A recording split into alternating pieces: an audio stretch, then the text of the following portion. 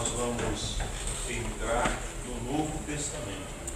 Eu ia trazer hoje já a avaliação do Antigo, mas como eu subi o material hoje, e não deu tempo nem de compartilhar com vocês, então a gente deixa para a semana que vem, porque aí já compartilho, vocês já vão lendo também. São mais de 60 páginas, né, de apostila para ser lida, então vai demandar um pouquinho mais de tempo.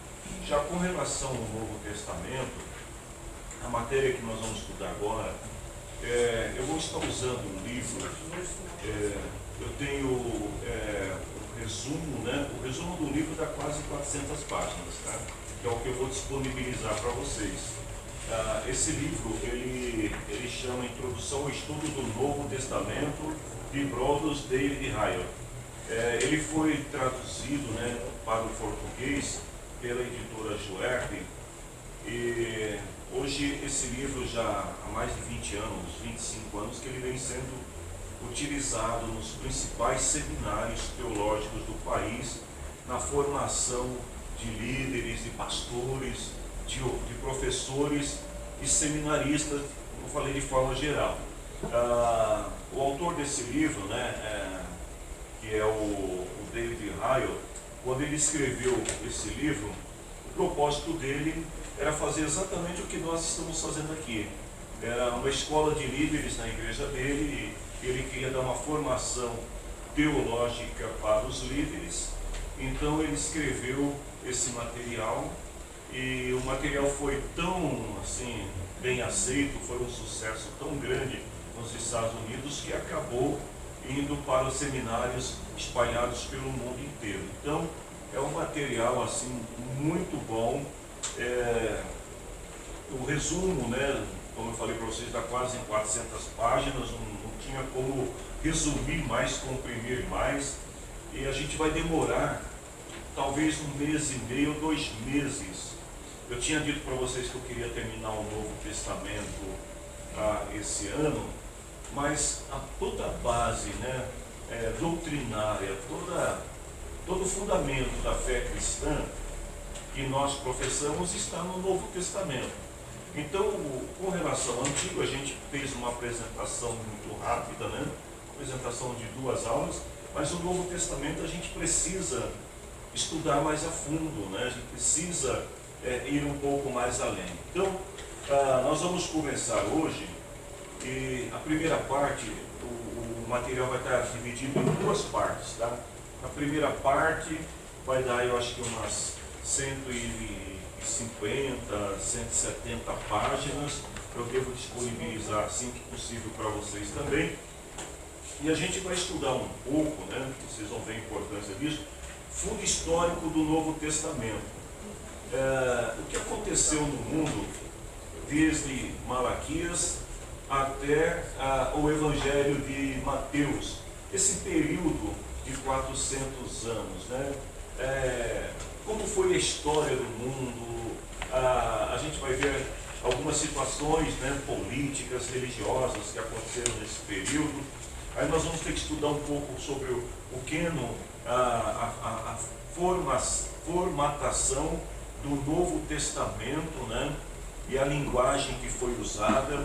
Nós vamos estudar também sobre os evangelhos sinóticos. Os evangelhos sinóticos Mateus, Marcos e Lucas. Só para a gente ter uma ideia bem rápida, o livro de Marcos, ele é quase que uma cópia de textos de Mateus e de Lucas. Marcos, se não me engano, tá, posso estar equivocado no percentual, mas acho que é 90 a 95% do livro de Marcos é uma cópia dos outros 2 evangelhos. E a gente vai ver que há similaridades, né, entre os 3 evangelhos. Às vezes dá-se a impressão que quem escreveu os 3 foi a mesma pessoa, para públicos diferentes, porque cada um desses evangelhos foi escrito com um objetivo, mas há muita similaridade entre eles. Então, por isso eles são chamados de evangelhos sinóticos. A gente vai estudar um pouco sobre isso também. Depois nós vamos estudar os 4 evangelhos e o livro histórico que é Atos. Essa seria a primeira parte do Novo Testamento. Depois a gente entra na parte das cartas, paulinas, as cartas universais, até chegar no Apocalipse, lembrando que nós não vamos estudar o Apocalipse em si, nós vamos estudar só o livro, ok? Pode falar. Não é Mateus e Lucas que se parece uma cópia de Marcos? Não. Então, pode, tanto faz, mas é que Marcos, 95% de Marcos é cópia de Mateus e de Lucas. Então, Mas se Marcos foi escrito primeiro, como é que... A gente vai chegar lá, calma, que você está querendo antecipar aí. Nós vamos ver se realmente ele foi escrito primeiro, quem escreveu, tá? Então, Marcos, ele, na verdade, o que você tem em Marcos, 90, 95% de Marcos está em Mateus e está em Lucas. São trechos, né, extraídos de Mateus e de Lucas. Então, o que você falou faz sentido. Será que não foi Marcos que copiou, aliás, Mateus e Lucas que copiou Marcos? Nós vamos descobrir isso quando a gente chegar lá. Tá bom? Mas sem pressa, porque vai demorar para chegar lá. Nós vamos ver, então, começando um pouco, falando sobre um pouquinho da história entre Antigo Testamento e Novo Testamento. 400 anos de história. Então é nisso que a gente vai focar agora por enquanto. Tá? Primeiro, quando você vai ler o Novo Testamento, não dá para querer comparar Novo Testamento, os escritos do Novo Testamento com os escritos do Antigo Testamento, sem que a pessoa tenha uma consciência das diferenças culturais, históricas, políticas, religiosas que há entre os dois livros e o período em que cada um foi escrito. É a mesma coisa de nós querermos comparar o Brasil do século XXI com o Brasil do século XVII, né? 1516, século XVI. É a mesma coisa você querer pegar e falar, não, mas em 1500, né, quando o Pedro Álvares Cabral ou foi o Cristóvão Colombo que descobriu o Brasil, né? Que é uma... Né? Colombo descobriu a América, né? O Brasil está dentro da América. Então, mas independente disso, de quem tenha descoberto, o cara pegava assim, no tempo de Colombo, o mundo não era assim, né? O mundo era diferente. E a pessoa querer, sabe, às vezes aquelas pessoas que querem comparar um período da história com um período atual e quer que as pessoas sejam como eram antigamente, não tem como, existem algumas diferenças. Então a pessoa, quando vai ler, precisa ter essa consciência. Porque se não tiver, é onde que a gente vê a judaização, né? Eu comecei, pastor, a usar celular há uns 6 meses atrás, que eu não usava celular, não tinha celular. Eu lembro que era difícil de comprar. Como é que você consegue viver sem internet? Você não entendo. Em pleno século XXI sem WhatsApp, né? Então, mas você fala assim, como é que você consegue viver, né? Então a gente precisa ter essa consciência de que há um período, né, que separa os dois testamentos, um período de 400 anos. Gente, o Brasil é uma nação de 500 e poucos anos, não é isso? É isso mesmo, gente? 1500 para 2000. 45, eu acho. 1500, é quase 22 de abril de 1500. É muito tempo, né? É muito tempo, 400 anos. 2018. Quanta coisa aconteceu. E a gente vai ver um pouco sobre isso. Algumas coisas, né? Observação aqui que o autor coloca, é que algumas coisas que são aceitas como verdadeiras no Novo Testamento e são necessárias até para que a gente tenha uma compreensão melhor do Novo Testamento. Por exemplo, eu vou só citar alguns, tá? Algumas situações que ele coloca e fala assim, olha, você precisa no mínimo entender que isso pode significar aí uma diferença, né, em relação ao seu entendimento que você tem de um texto. Situação política.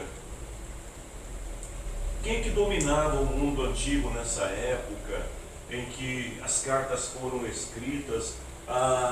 Como que eram as divisões geográficas, políticas, econômicas, né, da época?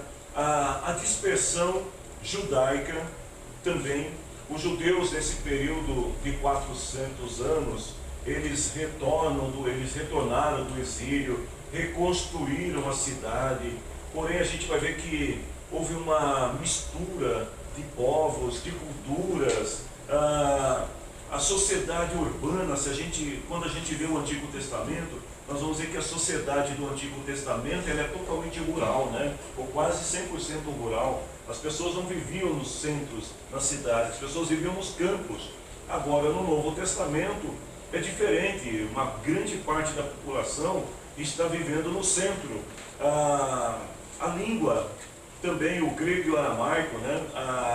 O hebraico nessa época era uma língua quase extinta, né? Falada só pelos eruditos, pelos judeus mais antigos, ou pelos doutores, mestres da lei. O exclusivismo judaico, né? Porque no Antigo Testamento nós temos a história da criação do mundo, nós temos a história da criação de povos e nações, e no Novo Testamento o foco principal ali é Jerusalém, é a capital, né, do país, é onde a história vai se desenrolar. Então o foco principal, né, do Novo Testamento são os judeus e posteriormente a Igreja de Cristo, né? A ênfase sobre a Torá do Antigo Testamento, a gente vai perceber que muitas vezes os profetas se levantam e eles exortam o povo acerca da lei, mas agora no Novo Testamento é diferente. A lei ela está acessível, né, ao povo. Existe como posso dizer assim, as pessoas estão mais focadas na lei, principalmente, né, nos primeiros 5 livros da Bíblia. Nós vamos ver que havia um grupo de pessoas que eles abraçavam apenas a Torá, os 5 primeiros livros, como de origem divina. E o Sinédrio, nós vamos estudar um pouco, né, não vou me antecipar, mas eu vou falar um pouco sobre a origem do Sinédrio também, o significado dele, que era a gente poderia chamar hoje de Corte Suprema, né, dos judeus, onde os problemas que não eram resolvidos na instância inferior, que eram as sinagogas, eram levados então para o Sinédrio. Aí uma elite sacerdotal era responsável por decifrar a lei, né, e aplicar as penas. As seitas religiosas e políticas que havia naquela época, né, porque algumas dessas seitas, a origem dela é totalmente política, como exemplo aqui os saduceus, fariseus, essênios, escribas, zelotes, herodianos, saduqueus, são alguns grupos religiosos que tinham naquela época, alguns com forte influência e penetração política. A literatura, qual era a literatura predominante nessa época? Então a gente vai ver a influência greco-romana assim, muito forte, né, na cultura do povo de Israel. Aí entra a questão da filosofia também, né, grega, que está muito presente na cultura dos judeus. E tudo isso são subsídios que vai nos ajudar a entender melhor o texto sagrado. Outra coisa é a tradição oral.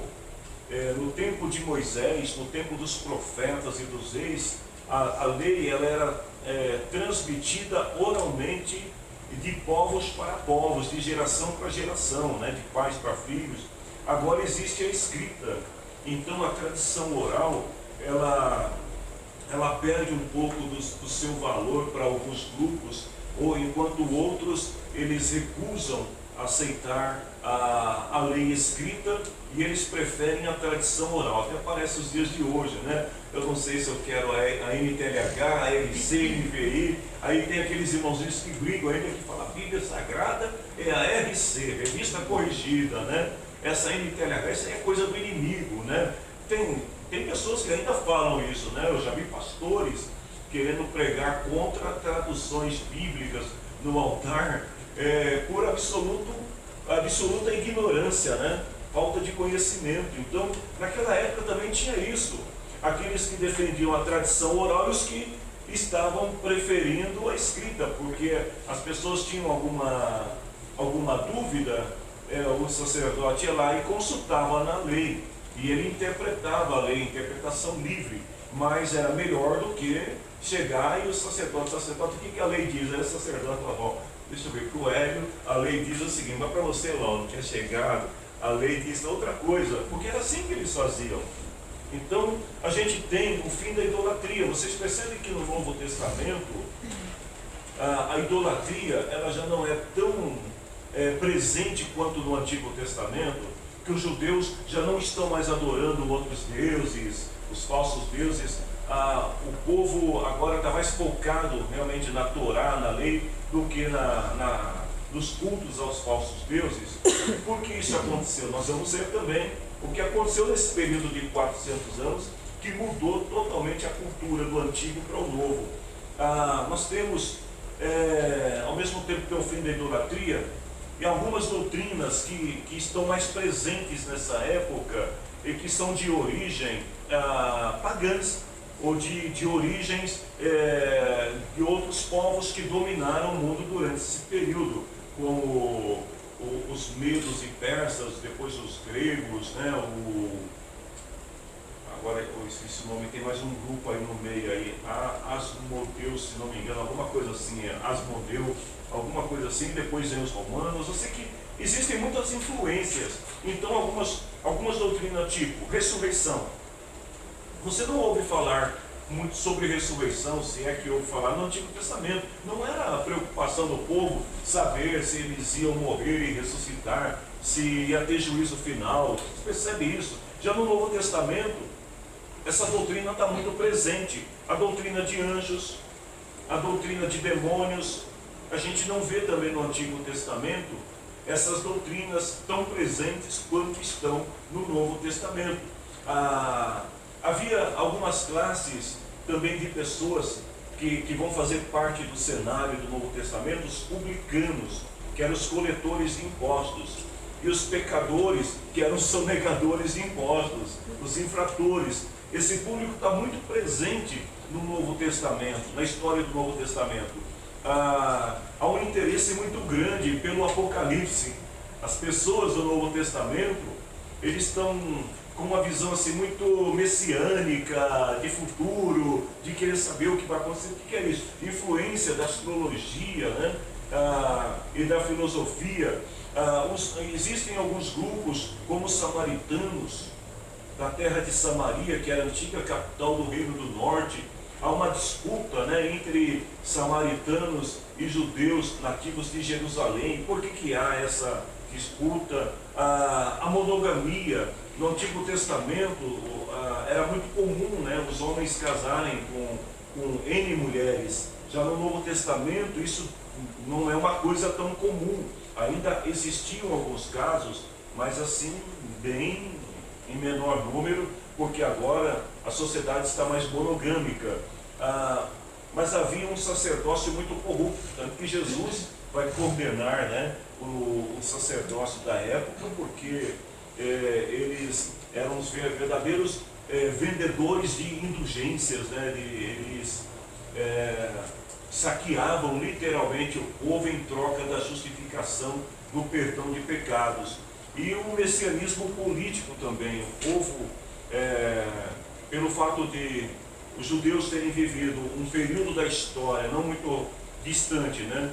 Onde a nação tinha a sua independência política, né? E agora eles estavam vivendo como uma província romana. Havia no povo um sentimento de libertação do Estado romano.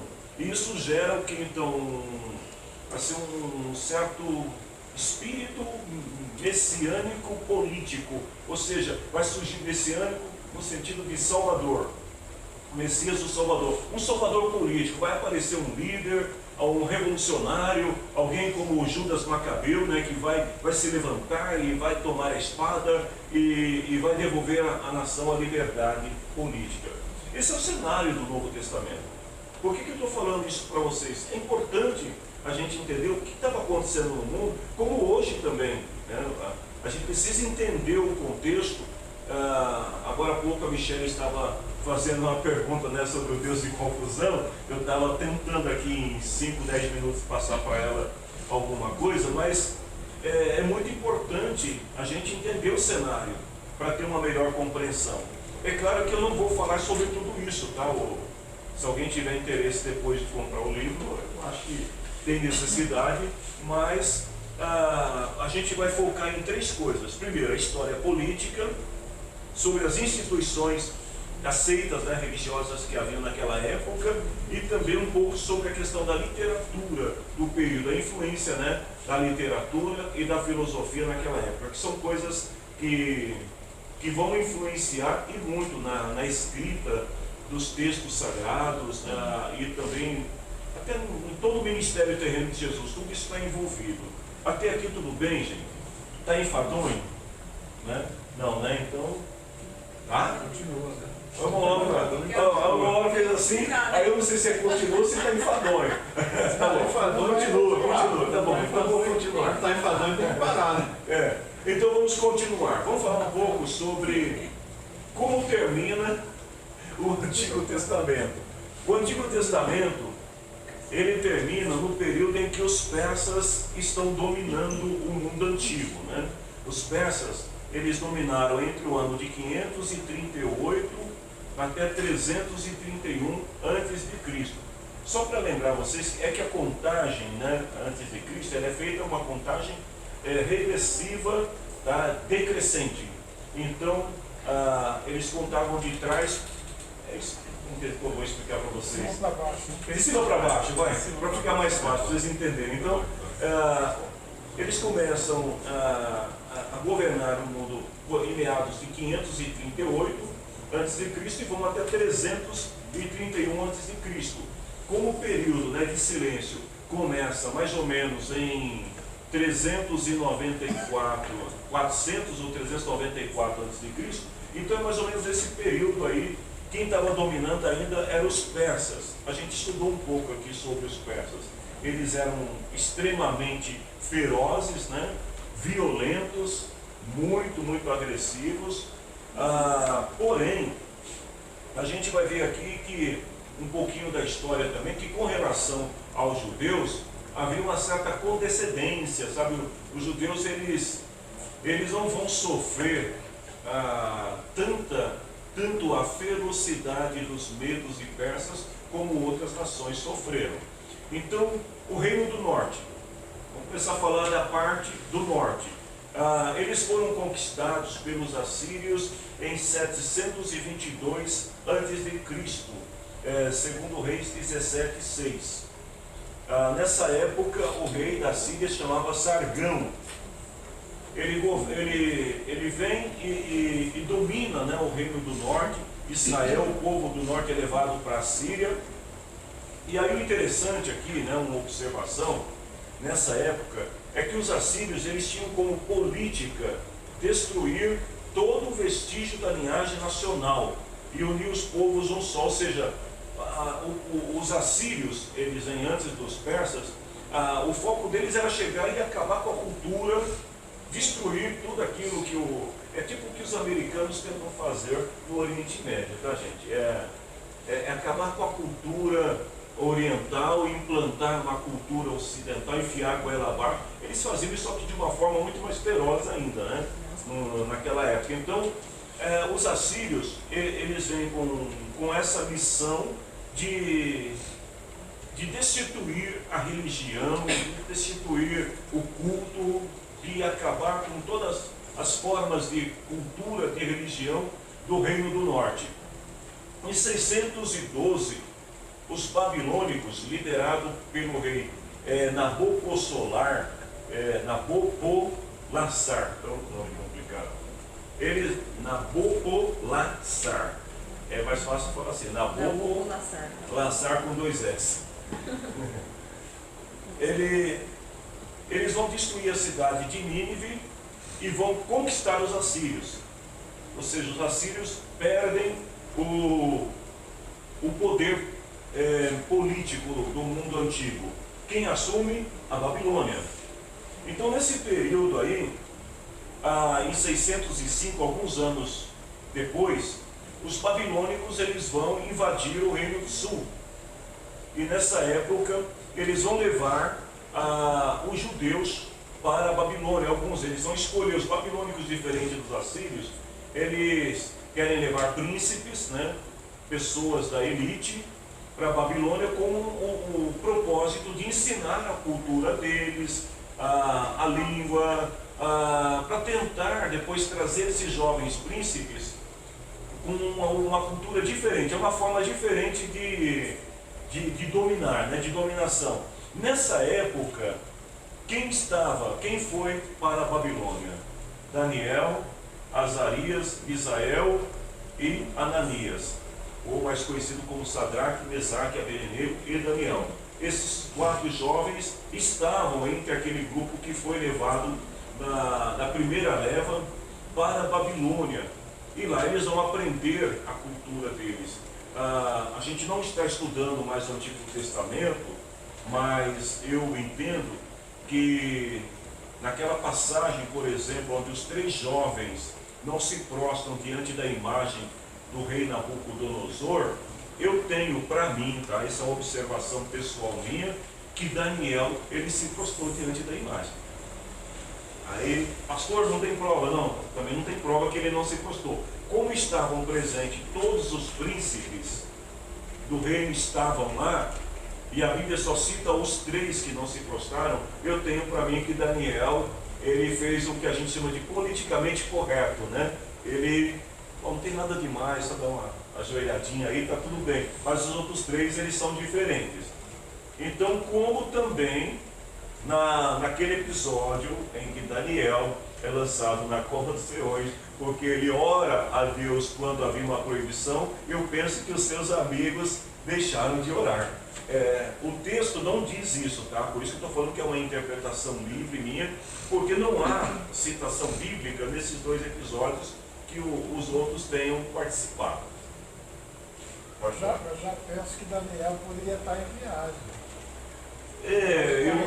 Eu já pensei nisso, eu não quero entrar na discussão agora, mas eu já pensei nisso, porém, como houve um edito real que todos tinham que estar presentes, a palavra é muito clara. E quando o rei dizia todos, não era alguns, eram todos. Então, ou seja, todos tinham que estar lá. Então não tinha como Daniel estar em viagem. E eu penso que se ele estivesse em viagem, o autor sagrado também teria dito isso. E outra, quem escreveu o texto foi o próprio Daniel. Então, é mais uma prova em contexto que ele estava presente. Tá, mas se eu tivesse retido, escrevendo o texto. Escrevendo a distância. Defendendo Daniel. A gente não vai entrar no mérito, mas é só para a gente entender um pouco, sabe? E desmistificar um pouco algumas áureas que a gente cria em relação a personagens bíblicos. Diz que eu falei que teologia é para gente grande, tá? Para gente capaz, tem a fé fundamentada em Cristo, para depois também não falar, não, se Daniel não se prostrou, então também quer saber da coisa. Não, se Daniel se prostrou, quer saber da coisa, eu também vou tentar enrolar, porque se Daniel pode, eu posso. Não é por aí, tá? Não vamos misturar as coisas. Hã? Você está falando para a gente que tem pessoas pequenas e as duas ali também. Então, por favor, se retirem dessa brincadeira. Pode ficar. É gente grande, ó, aqui, ó, de ideias.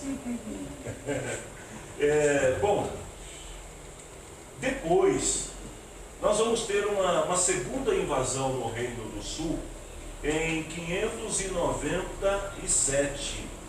E nesse período, provavelmente Ezequiel, o profeta, lembra que Ezequiel era o profeta aristocrata? Era o profeta da burguesia.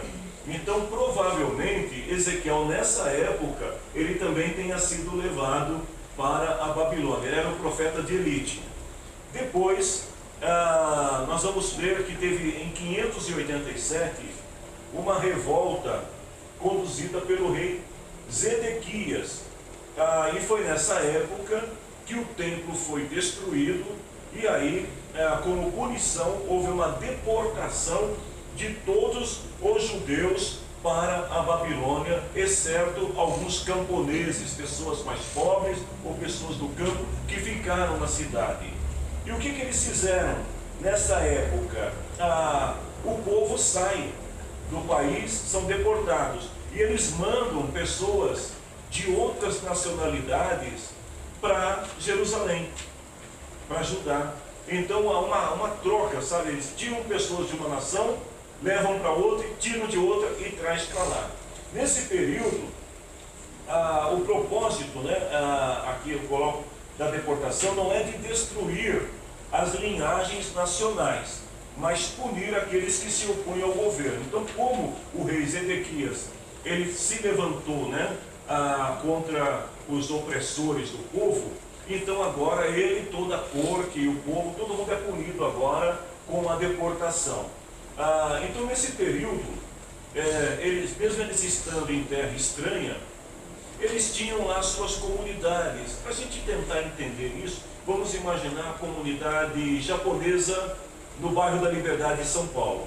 Eles tinham lá as suas comunidades. Nessas comunidades, eles poderiam eleger o seu líder de comunidade, eles tinham seus grupos religiosos. E nessa época, alguns desses líderes até eles tinham uma certa influência política, porque falavam pelos demais judeus que estavam ali em terra estranha. Outro detalhe importante, deixa eu ver aqui que eu coloco, é que nessa época a cultura babilônica ela vai ter uma certa predominância sobre a cultura dos judeus, e com isso as gerações posteriores elas vão ser menos do campo e vão ser mais da cidade, vão ser menos rurais e mais urbanas, porque eles sofrem dessa influência. E a Babilônia era um mundo antigo, né, das 7 maravilhas do mundo, né, do jardim, do rei Nabucodonosor, era uma coisa estrondosa, era uma nação próspera. Imagine você ser deportado para os Estados Unidos, eu queria ser deportado para a Suíça, né, é mais ou menos isso. Então ser deportado para um país melhor, e é claro que as pessoas falam, poxa, eu não sabia que o mundo era tão belo. Então eles começam a se envolver e ser influenciados por essa cultura. Nesse período, também nós vamos ver que o nome judeu começa a entrar em uso. E o nome israelita praticamente desaparece do cenário. Por quê? Porque na Babilônia estão judeus do norte e judeus do sul. Porém, agora, eles estão tudo misturados ali, né? E o povo, né, da época, os babilônicos, eles se referiam a eles como povo judeu. Por quê? Porque como a deportação do Reino do Sul, né, de Judá, era mais recente, então as pessoas foram associando o nome judeu a todo israelita. Nessa época é que o nome então passa a predominar, e quando a gente chega nos dias de Jesus, ninguém mais fala os israelitas, todo mundo fala os judeus. Estando tão longe de Jerusalém, o povo não tinha o que? O templo para cultuar ao Senhor. Não tinha um tabernáculo, e nessa época vai começar a surgir pequenas células, pequenos grupos de pessoas que vão se reunir com o propósito de ouvir a lei, de aprender a lei, os pais ensinando para os filhos, aqueles que conheciam, porque ainda a tradição oral ainda predomina. Então eles começam a criar pequenos grupos. Esses pequenos grupos, eles vão ser chamados de sinagoga. Aí é onde surge a sinagoga que a gente vai ver no Novo Testamento, né? É interessante, só abrindo um parênteses, que o Novo Testamento e o Velho Testamento é como se você estivesse assistindo uma série de filmes e de repente você tem ali um lapso temporal, né? Vamos dizer que o filme ele para numa temporada, numa temporada, num ano, e quando volta na outra temporada já se passaram 50 anos por aí. Então é mais ou menos isso que está acontecendo aqui com o povo, né? O povo, eles estão passando por uma transformação radical. Surge a palavra sinagoga, quer dizer estar juntos ou reunidos juntos. Então, quando os judeus se reuniam em alguns lugares, as reuniões geralmente aconteciam nos dias de sábado, terça ou quinta. Eles tinham 3 reuniões periódicas, aliás, 3 reuniões semanais. E nessas reuniões, eles estudavam a lei, eles cantavam, né? Eu acho que é o Salmo 126, que é o canto do exílio, né? Não sei se depois, se alguém puder confirmar para mim, mas acho que é o Salmo 126, que eles falam sobre as margens do rio da Babilônia, né? harpa pendurada, o povo perdeu o ânimo de cantar, mas o povo se reunia, ali eles cantavam, adoravam ao Senhor. E quando os estrangeiros passavam, na verdade os nativos, né, porque estrangeiro eram os judeus, eles falavam, olha lá a sinagoga, ou seja, olha o grupo reunido. E esse nome acabou pegando e predominando. Então a gente vai ver, é como se você falasse assim, poxa, na temporada do Antigo Testamento, em Malaquias, não tinha sinagoga. De onde surgiu esse nome no Novo Testamento? É um novo cenário, é uma nova realidade. Durante esse período, Ezequiel, ele vai exercer o seu ministério profético, né? Ou seja, é na sinagoga que Ezequiel começa estudando a lei, aprendendo a lei, e por ele ser um príncipe, um aristocrata, ele tem muito envolvimento na política da época. Então Ezequiel ele vai se levantar como alguém importante que vai falar para o povo. A sinagoga não era nada mais do que um local de culto. Então lá o Ezequiel era o pregador, né?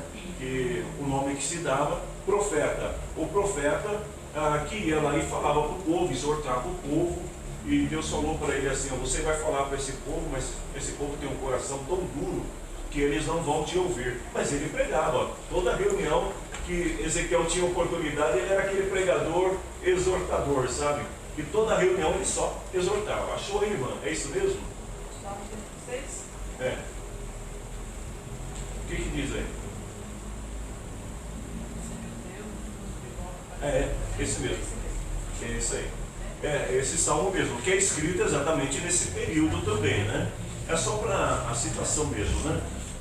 Bom, na sinagoga, aí começa, a gente vai ver essa história se repetindo em Atos, tá? Então, só para acompanhar o cenário, o povo está no exílio, não tem o templo, não tem tabernáculo, o povo cria uma forma de cultuar e de adorar ao Senhor. Esse lugar passa a se chamar sinagoga, salas que eram alugadas, locais que eram construídos, e ali eles começam a cultuar ao Senhor. O que vai acontecer? Precisa ter um pastor. Não dá para ter um rebanho sem pastor, né, Hélio? Então vai surgir a figura de quem? Dos mestres. Os mestres da lei. Quem eram os mestres? Aquelas pessoas que conheciam a lei, que tinham um nível, né, de conhecimento mais acentuado. Essas pessoas eram convidadas para serem os mestres nessas sinagogas. Nesse período, o foco principal é ensinar a Torá, ou seja, ensinar a lei, os decretos, né, para o povo. Nesse período, algumas influências sutis das religiões da Babilônia e da Pérsia vão influenciar as pessoas que estão na sinagoga. Por quê? Eles vão ouvir falar, por exemplo, sobre vida após a morte.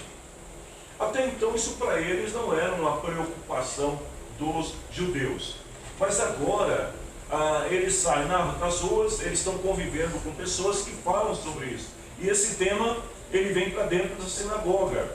Outros temas como angelologia, demonologia, são temas que vão começar a fazer parte do culto. Não era comum falar sobre isso, mas agora eles estão discutindo sobre o tema. Só que o interessante é que a lei e os profetas não falavam nada a respeito.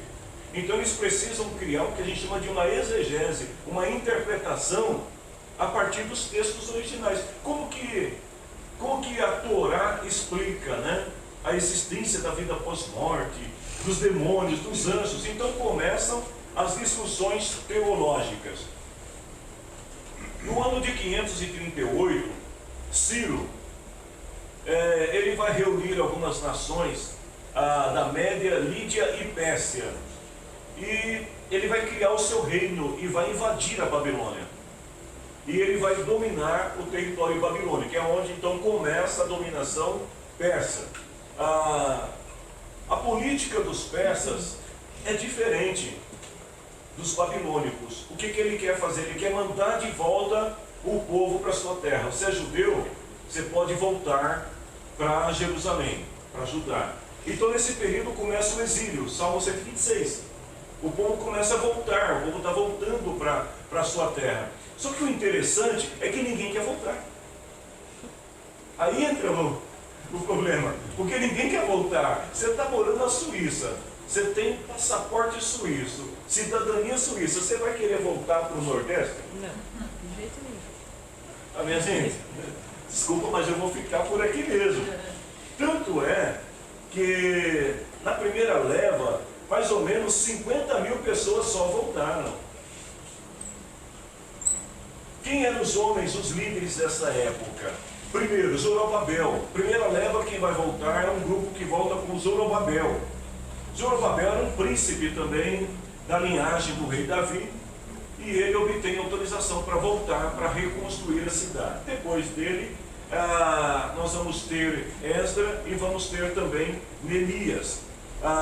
Nesse período, os profetas que profetizavam ao povo eram Ageu e Zacarias, que estão profetizando, falando sobre a reconstrução do templo, né? O retorno à cidade. Só abrindo outro parêntese aqui, gente, com relação a profecias. Geralmente, quando a gente fala de profecia, nós temos aquela interpretação de que profecia diz respeito só a coisas que vão acontecer. Porém, os profetas não falavam só de anúncios, não anunciavam somente coisas que iam acontecer, mas eles falavam de coisas que estavam acontecendo também. Ou seja, o pregador de hoje, os pentecostais, principalmente, têm muita dificuldade de entender isso. Mas os pregadores de hoje são profetas. Porque quando eles estão falando ao povo, eles estão anunciando a palavra do Senhor. Porém, existem mensagens que são proféticas no sentido de que ainda vão se cumprir, e existem mensagens que elas já estão se cumprindo. Quando Paulo fala, a gente vai estudar isso lá na frente, mas só me antecipando. Quando Paulo fala que a profecia ela é para edificar, para exortar a igreja, significa o quê? É uma mensagem bíblica, uma mensagem divina que vem ao povo para trazer ânimo, ou para consertar, para corrigir o povo. Então o profeta poderia falar de coisas que Deus iria fazer, como poderia falar de coisas que estavam acontecendo naquele momento. Deu para entender, gente?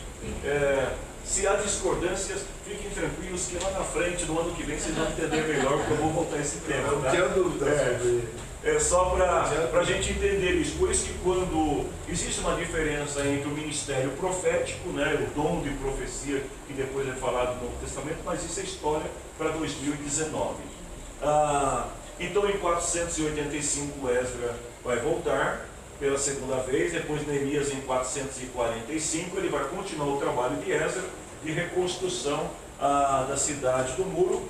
E no final do Velho Testamento, em 445, 430, o sumo sacerdote dessa época se chamava Eliasibe. Ele é sucedido depois por um outro sacerdote chamado, que pode deixar que isso aqui vocês vão ter tudo escrito, tá? Jeoada, que vai ter 2 filhos, um chama Jonatã e Josué, o sumo sacerdote Josué, que é citado, não tem nada a ver com Josué de Moisés, que é citado na Bíblia no Antigo Testamento. Nessa época, Josué ele vai assumir, tem toda uma historinha, ele não era o sucessor natural do sacerdócio naquela época, o seu irmão teria o direito primeiro, mas ele vai acabar sendo por uma questão política, tá, gente?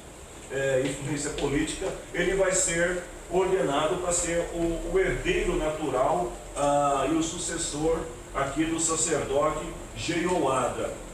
Nessa época, o ofício sacerdotal ele era passado de pai para filho.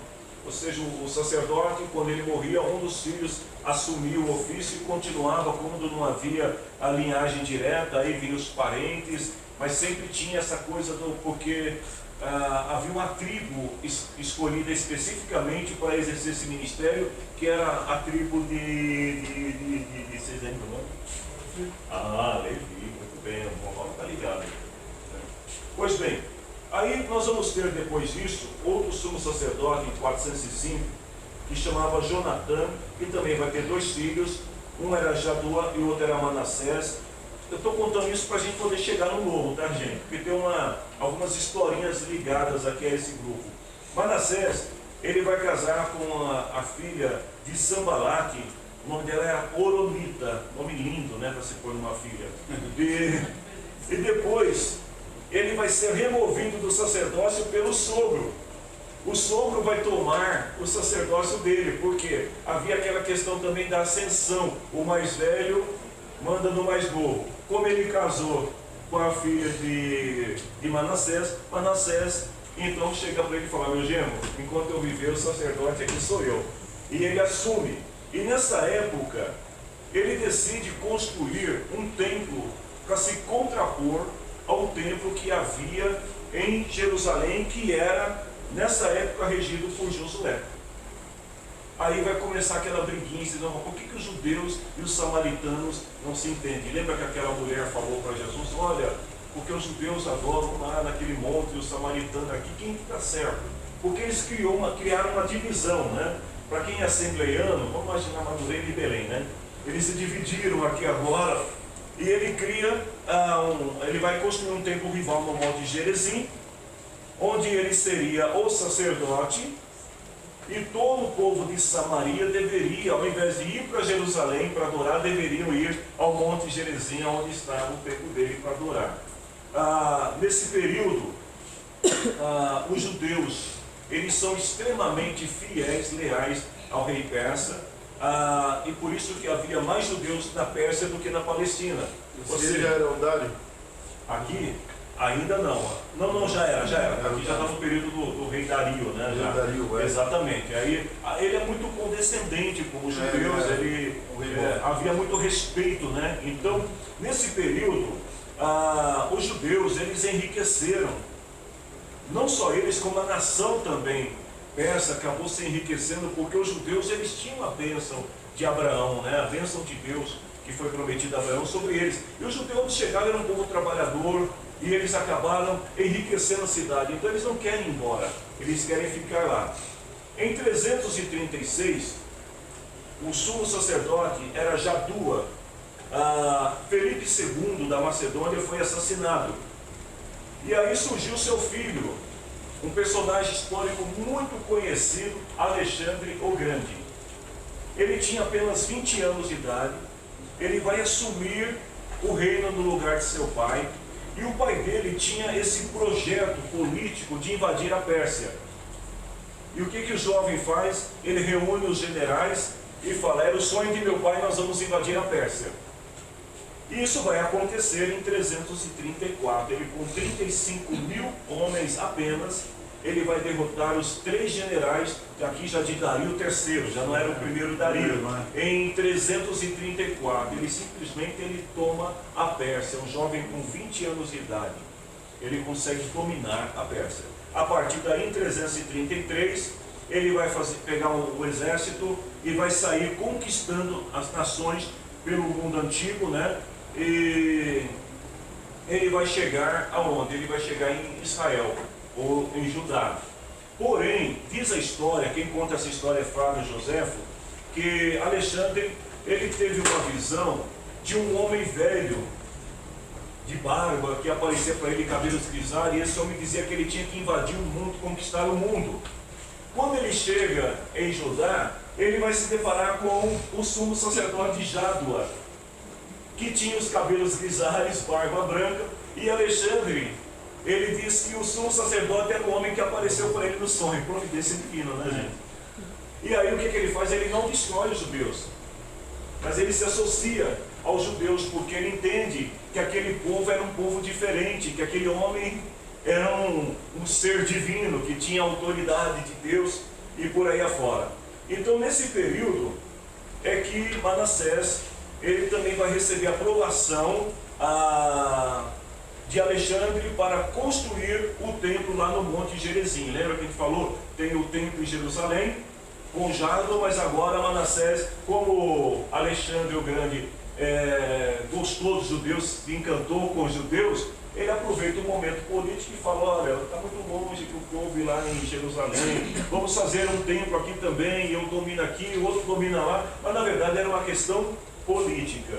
Depois de conquistar o Egito, Alexandre ele vai para o leste, vai lutar contra o rei Dali, bom, aí ele vai conquistando o mundo inteiro, a história é muito longa, não tem necessidade de contar toda a história. Ele vai, nesse período, né, até 323, quando ele morreu muito jovem, com 32 anos de idade.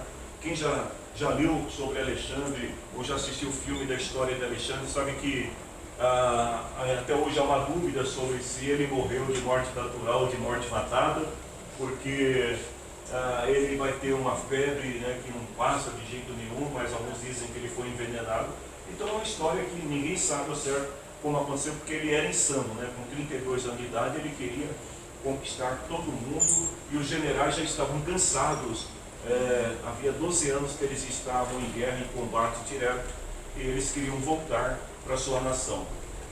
Nesse período, alguns generais, se não me engano, são 6, aí já não está aqui no livro, mas é bom só para lembrar, acho que eram 6 generais que vão assumir a frente, né, da nação grega. Cada um vai assumir uma parte, só que depois eles vão começar a brigar entre eles. E aí vai chegar ontem deixa eu ver se eu tenho o nome do sujeito aqui, Ptolomeu, que vai acabar, é isso mesmo, ele vai acabar assumindo aquela parte do Egito, e a Palestina passa a estar sob o domínio de Ptolomeu. Depois disso, né, a gente vai ver que, deixa eu ver outra coisa importante aqui, assim, que o Ptolomeu, ele vai dar aos judeus a mesma cidadania que tinha os gregos, né, e os macedônios. Então o judeu tem dupla cidadania agora, eles têm liberdade para ir e vir, e nesse período a nação passa a viver, eu vou até pular essa parte da história aqui, porque é um período onde a nação está vivendo em liberdade, não tem guerra, o povo está vivendo em paz. Só que a cultura grega está influenciando o povo de Israel, tanto que o hebraico começa a ser uma língua esquecida, e o povo começa a falar mais o grego, começa a se tornar uma língua mais popular entre o povo. E nesse período, aí nós vamos até 167, que é quando é o período de Macabeu. Nossa, gente, já deu a hora. Deixa eu terminar pelo menos Macabeu aqui, né?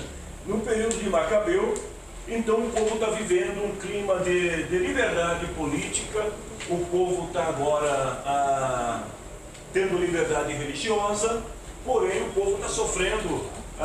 Gente, quando há muito, 9h30 já, quando o povo começa a ter muita liberdade, não é diferente dos nossos dias. O que acontece? Onde há muita liberdade, o povo relaxa.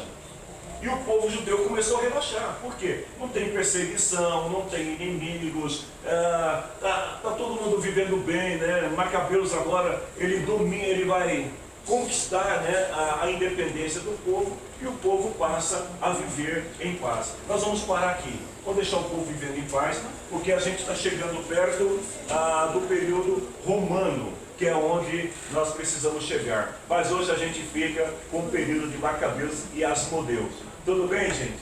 Passou tão rápido, né? A gente vai descansar aqui no período de descanso. Então, não vou parar por aqui hoje, até para não cansar vocês, né? Mas deu mais tempo.